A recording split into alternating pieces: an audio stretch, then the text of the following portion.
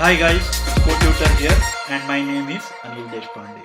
In the previous video, you have seen how to adopt a error and also how to throw a error and how to catch it. So in this case, we were just writing book is too costly, can't be lent. Well, some people may prefer adding this error message as a part of the error itself. So what I mean by that is I can create a error message as a string type, and then when I throw the error, I can actually pass error message as a part of the argument. So whatever that I had been writing here, I can just pass it along here. And now I don't have to write this statement book is too costly, can't be lent. I can fetch it from the error that has been thrown. Well, this can be a little bit tricky. I cannot get hold of the error object directly if I am catching book too costly error. So however, what I can do is I can write simply catch. If I do this, then Swift will provide me error object inside the catch block. So what I will do is I will check if error object that has been provided inside the catch block is an instance of book too costly error. If that is the case, then I will get hold of the error message. So I will create constant here message.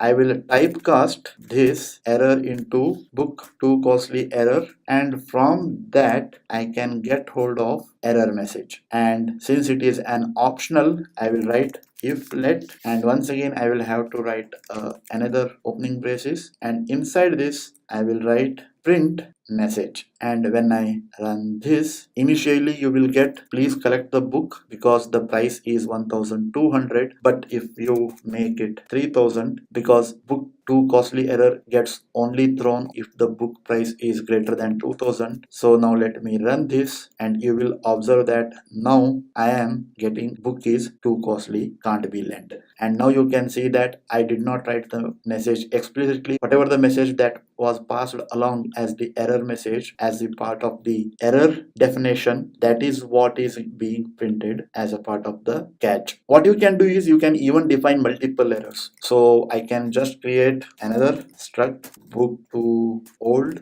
and in the same way error, and I will just define error message for book to old error as well. What I will do is else if book dot year of publication is lesser than say 1900s, then I will throw book to old error with the error message saying that book is too old, can't be lent. And once again I can write else if and check whether error is of type book too old error, and once again inside that I can write the typecasting part. Once again this code will work. So let me change the price to 1200 and change the year of publication to 1899, and let me run this. Now you will see book is too old, can't be lent. But creating these multiple error structures can be very inefficient. Swift provides you another mechanism wherein you can define error using a enum type. So in the next video, we will see how to define an error as an enum type and do the error handling.